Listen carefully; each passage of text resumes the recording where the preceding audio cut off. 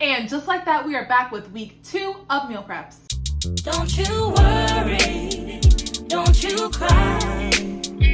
I can promise it gets better in time. Keep your head up, keep your shine. Hold my hand up, it gets better in time.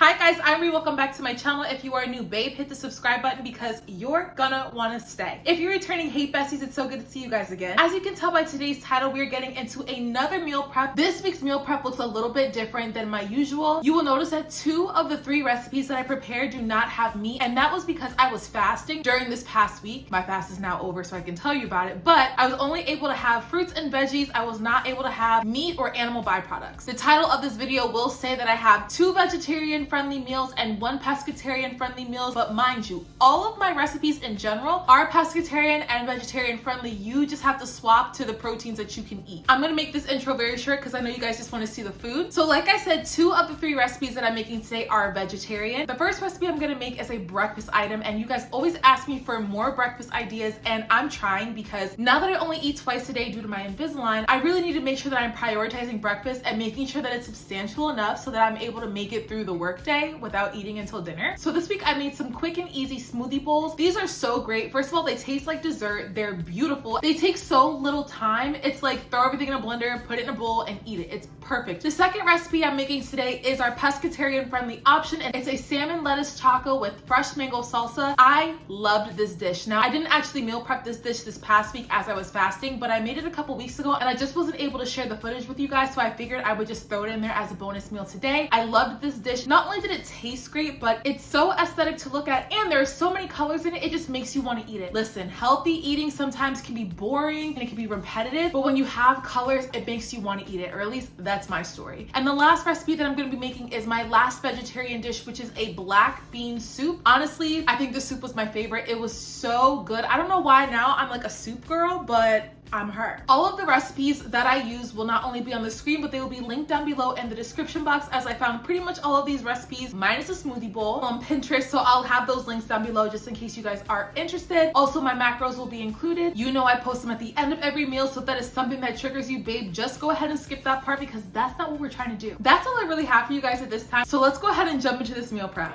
So to kick off breakfast, I'm making a super quick and easy smoothie bowl. I love having smoothie bowls in the morning because they're so cold and refreshing, and it's almost like having dessert for breakfast, which you know I love. All of the ingredients are here on the screen. Now you'll notice that I didn't add any yogurt or protein powder, and this is because at the time I wasn't allowed to have either of them. But to build the protein content within your base, feel free to add protein powder or yogurt or any sort of protein component. Then I'm gonna blend it up in the blender until smooth and pour it into my signature little white bowl. This next part is super easy. You can customize your toppings. I'm using blueberries, fresh raspberries, some chia seeds, and unsweetened flaked coconut. A few days this week, I also added peanut butter on top, but this specific morning I wasn't feeling it, but that's another way I got my protein in.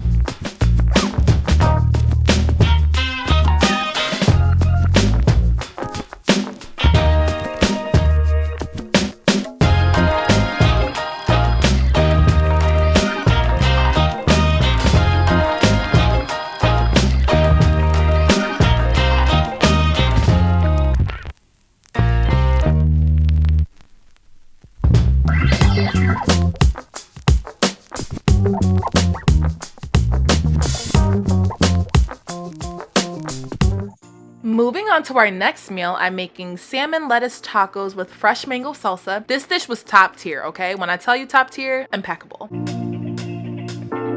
So the first thing I'm going to start off with are 2 8-ounce fillets of salmon, and I'm going to season it lightly with the seasonings on the screen. Pat your seasonings in so that the seasonings stick, and then sear it in a lightly greased pan over medium-high heat until the salmon is cooked completely.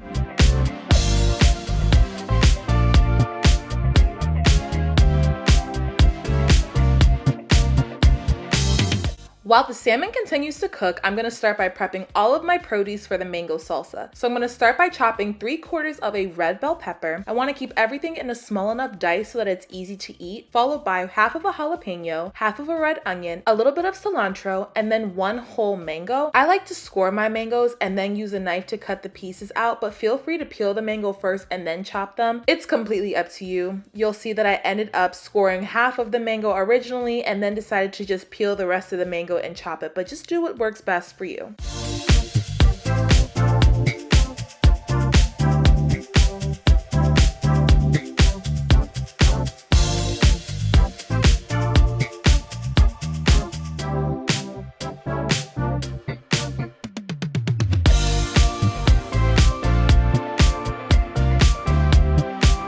Once all of my ingredients for the salsa are chopped, I'm gonna add everything into a bowl and top it off with a little bit of lemon juice and a splash of coconut water. You don't have to add the coconut water, but the specific recipe that I followed called for it, and that will be linked down below in the description box. Then I'm gonna season with my seasonings of choice. I started off with some black pepper, some ground cumin, garlic powder, chili powder, and salt to taste. I really like this dish not only because it tastes amazing, but it was also so colorful. It really made me want to eat it, and the appearance of food can definitely make or break your desire to want to eat healthy, so the more colors you have, the better.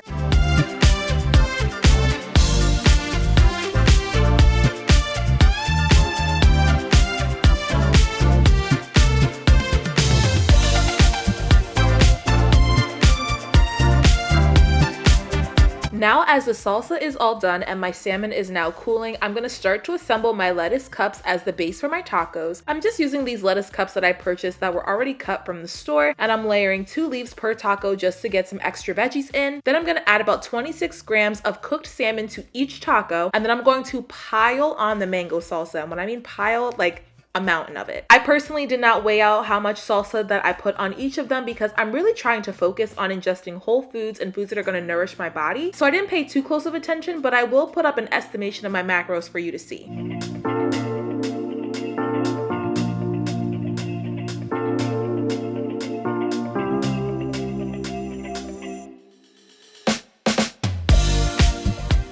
Finally, the last dish that I made was probably my favorite because I feel like the older I become, the more of a soup girl I'm becoming. I'm getting into a black bean soup, which is perfect for these colder months, and it's vegetarian friendly as there are no meat products in it. So to start off my soup, I'm going to chop up 1 whole yellow onion and 2 Roma tomatoes in a fine dice. Me personally, I try to keep everything roughly the same size for cooking and eating purposes, but it really won't matter because we're gonna blend most of this soup anyway.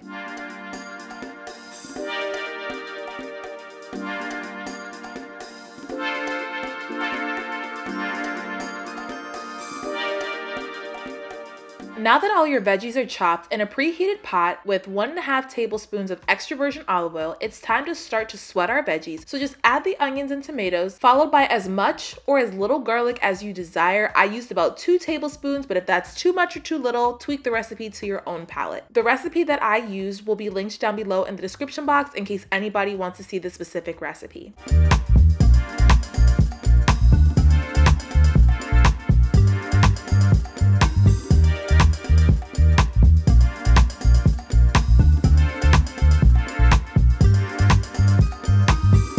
Moving right along, as the vegetables are cooking down, I'm gonna open 3 cans of low sodium black beans. You're gonna rinse and drain them really well because the liquid they come in is usually really thick and slimy, and that's not the vibe we're going for this soup. We don't want slimy anything, okay? So rinse them really well under some cold water and allow them to drain. Now that the beans are all rinsed and drained, it's time to season up our sauteed veggies. So I'm going to use 2 teaspoons of oregano, some salt to taste, 1 teaspoon of thyme, 2 heaping teaspoons of ground cumin, 1 teaspoon of garlic powder, a teaspoon of red pepper flakes for some nice heat, and a little less than half a teaspoon of ground black pepper.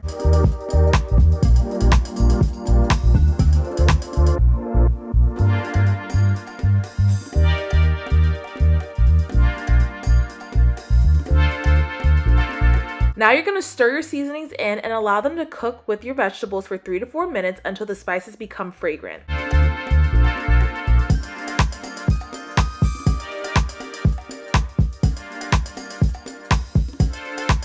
Now that your spices have had enough time to cook in and marinate your veggies, it's time to add in the 3 rinsed and drained cans of black beans, followed by 2.5 cups of vegetable broth. You can use any kind of broth that you want, but to keep with the vegetarian theme, I wanted to use vegetable broth. And then you're gonna allow your soup to simmer on the stove for 15 to 20 minutes.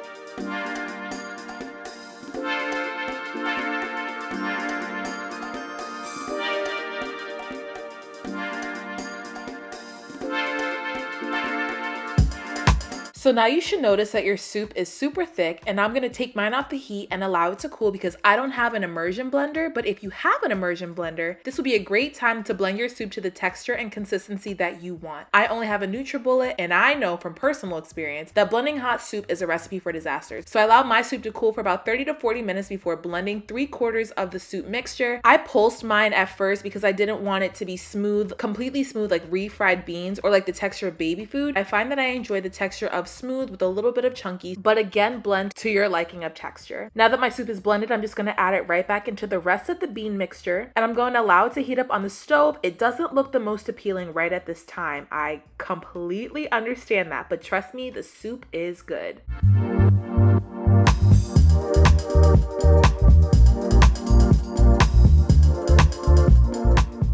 Now it's time to ladle up a healthy portion of the soup, and I'm gonna top mine off with a little bit of avocado, red onion, diced jalapeno, a few leaves of cilantro, and you know how I enjoy limes and lemons, so this is optional, but definitely garnish with a little lime wedge, and that's the soup. This entire recipe makes 6 servings, but you can double up if you only eat 2 meals a day like myself. It's completely up to you. Here are the macros for 1 serving. So this is basically gonna conclude this week's meal prep. If you guys enjoyed this video, please be sure to like, comment, subscribe, and share. Also be sure to turn on your post notifications. That way you can be notified every time your girl drops a new video. And until next time, babes, I'll see you in my next.